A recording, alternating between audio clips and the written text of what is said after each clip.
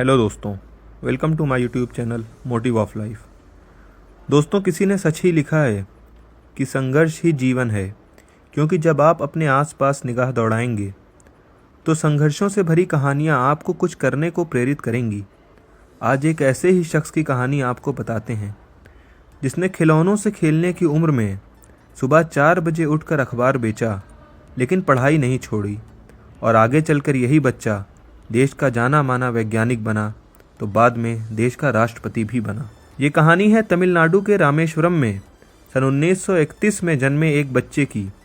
बच्चे ने अपना बचपन बेहद गरीबी में बिताया। पिता मामूली मछुआरे थे। परिवार का पेट तक भर पाना पिता के लिए बेहद मुश्किल था। घर में इतनी गरीबी, ऐसे माहौल में रहने के बावजूद इस बच्चे का मन शुरू से ही पढ़ाई में लगा था। यह अपने परिवार में 4 भाई, 1 बहन में सबसे छोटा था। यही बच्चा आगे चलकर भारत का 11वां राष्ट्रपति बना। जी हाँ, ये कहानी है देश के राष्ट्रपति रहे APJ अब्दुल कलाम की।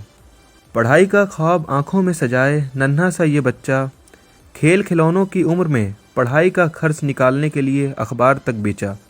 8 साल का बच्चा सुबह 4 बजे उठता, रोज़ाना के काम के बाद मैथ्स पढ़ने जाता, ट्यूशन से लौटकर रामेश्वरम रेलवे स्टेशन और पास के बस स्टेशन पर रोज़ अखबार बेचता। दिन रात, हफ्तों, महीने, साल बीते।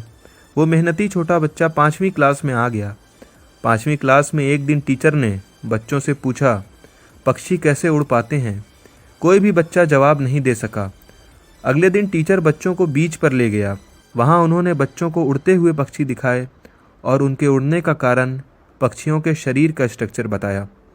जब बच्चे तो टीचर की बात सुन रहे थे, लेकिन ये बच्चा मन ही मन कुछ कर गुजरने का ख्वाब बुन रहा था और इसी दिन इसने एविएशन में जाने का ठाना। फिर बड़े होकर मद्रास इंजीनियरिंग कॉलेज से फिजिक्स और एरोनॉटिकल इंजीनियरिंग की पढ़ाई की। बेहद मुफलिसी में पला ये बच्चा सादे सरल स्वभाव का बना।